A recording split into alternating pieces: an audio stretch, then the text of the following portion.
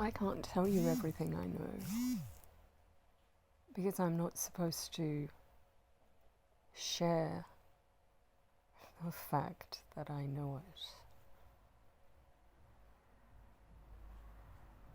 But I'll tell you that I moved into a property in which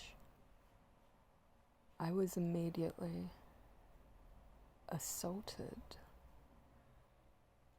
by the neighbours from hell. Now I'll leave out why they're there and simply say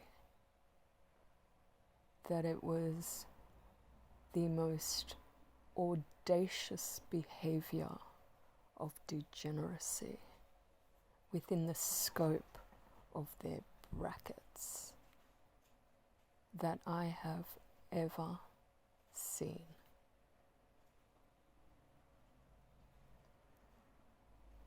And it involved gaining access to my property on regular occasions.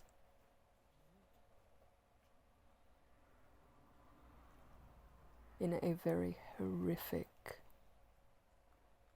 abusive, torturous, monstrous manner.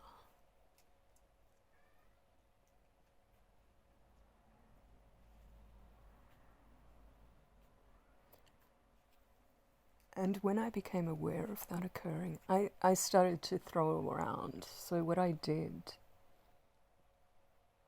because I learned from my previous experiences with cops how narrow-minded they are, how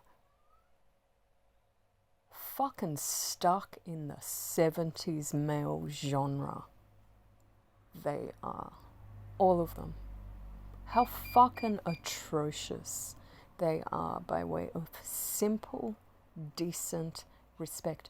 I had to ask a cop the other day whether they were trained to be petulant children, whether they were trained to be arrogant and to be so aggressive and so rude in their manner of speech or response with respect to particular cases and responding to or not.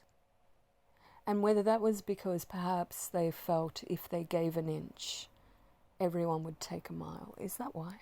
Because I'm trying to understand why it is as a group you are by far the worst which I have ever come across by way of even simple expression of respect.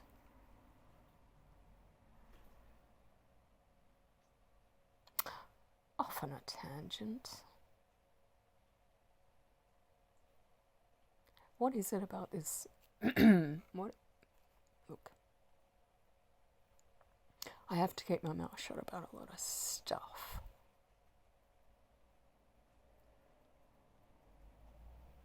Because I'm not supposed to know about it. Oh, there she goes. No, you don't know. Who have I been speaking to? What do you know that I don't know? How are you privy to all my conversations with others in real time? Yeah. Speaking of, and back to, I started discussing with others for their objective opinions on what might be happening.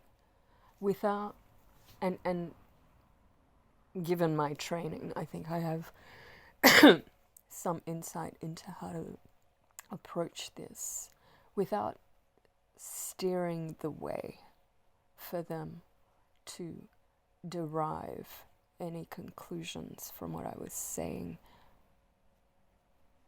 directly in terms of the conclusions I am thinking of. How can you do that? Because, internal bias, you may subjectively project your opinion by, that is what I'm catering for. It's called conscious awareness. So I did that very specifically to a number of individuals across a number of fields, representing, theoretically speaking, intelligent, sane individuals who are referred to for their opinion in terms of their occupation as well. So that they should have some basis in being able to form rational, logical opinion and conclusions or suppositions. And every one of them asked me the same questions. Are your sisters involved? Is the agent involved? Why are you not going to the police? And these questions on repetition with increasing anxiety in delivery and belief, also with context, with them providing their own beliefs about this. So it's pretty egregious that it occurred, simply speaking.